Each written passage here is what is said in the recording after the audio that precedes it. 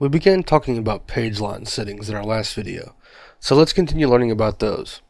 We looked at the template setup and decided that we didn't want to make any modifications to that at this time. Let's drop down to the layout editor and see what we can do with that. The layout editor allows us to change the basic layout of our theme. This is very convenient for us because it allows us to add and remove sidebars as we need them. If we end up having a lot of widgets in our sidebar, we may want to add another sidebar so that more widgets are available to the viewer on page load. Right now we have one sidebar that's located on the right side of the page. We can change that to have the sidebar on the left, have two sidebars on the right, two on the left, or one on each side. We will stay with one on the right.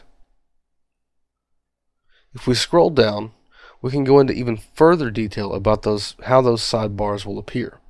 We can change the horizontal size of the main container, the width of our sidebar, which of course means a modification to the size of our main column as well. This is useful if you have a widget that requires more horizontal space. You can just come in here and widen the sidebar that contains that widget.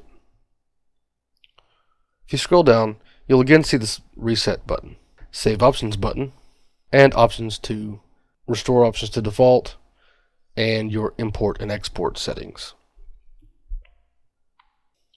Design control allows us to change the colors and background images in our page. This, again, is one of those things that non-designers love because it allows us to easily make changes without ever touching the style sheets, which we'd be forced to do if we didn't have this and wanted to change any colors on our site. We will be coming back to this screen to make some changes when we're ready to actually modify our site. Fortunately, all of these options are pretty self-explanatory, and some of them even have a short description to let you know exactly what it does. The typography control allows us to change the font on our site. This is often just a matter of personal preference, but there are fonts that are considered more readable than others. For instance, I'm a big fan of Arial, so let's change this to Arial.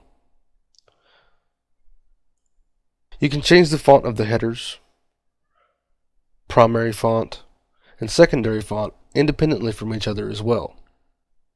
We can also get a Typekit script if we want to use Typekit fonts, which gives us a very large pool of fonts from which to choose.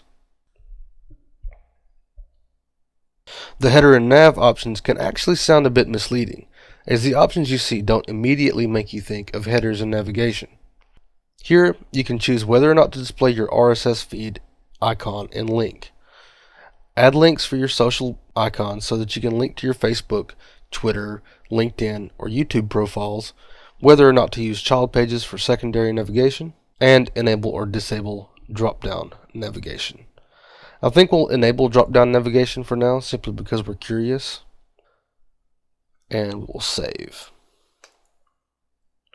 As you can tell by now, PageLines gives you a great number of options.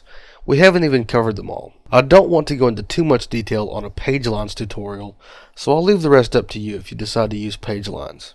In our next video, we're going to look at some more framework options that are alternatives to PageLines. They all have their own strengths and weaknesses, and it's important to try out several frameworks to find the one that works best for what you need.